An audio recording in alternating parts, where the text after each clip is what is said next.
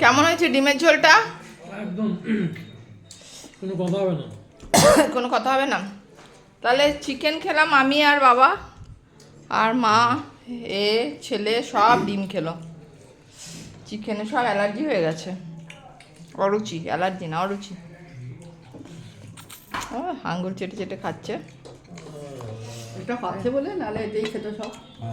হ্যাঁ, ওটা আমার ভুল হয়েছে, এই চিকেনটাকে সকালে শেষ করিয়ে দিতে হতো। একে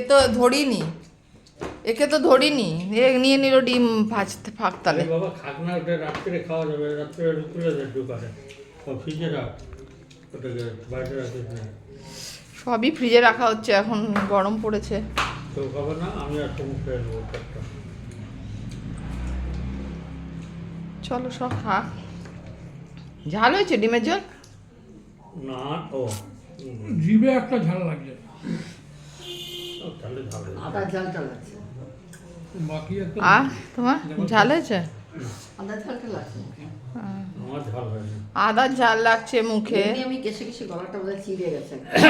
আর রসুনের ঝাল লাগছে দাঁতে, লঙ্কার ঝাল লাগছে গলায়।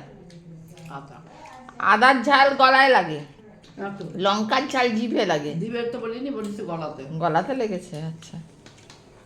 আদা যে হারে খরচা হচ্ছে, হ্যাঁ, আদা তো আমি দেই বেশি। আজকেও নিয়ে এসছি 250। ভালো করে আদারই চাষ করবো বাড়িতে। আলু, আদা, পেঁয়াজ। হায় হায় আদা। সপ্তাহে 500 আদা লাগছে। হ্যাঁ, আদা আমি বেশি ইউজ করি ভাই, বলছি তো, স্বীকার করছি তো। খাই তো না, এমন তো না যে মিষ্টি জিনিস আমি খেয়ে নিই। আদা কিনেছি কিনা আমার মনে নেই, আমি 150 একদম আদা কিনতাম। রান্না একটু ভালো করতে মাংস হবে। রান্না ছাড়া আদার আগে তো দেওয়া হতো না কোথাও। অল্প তো আদা রসুন কোথাও দেওয়া হতো? ডালে আদা দেওয়া হয় নাকি? জানে না, না, জানে না। ওই মাছে দেওয়া। ফুলকপির তো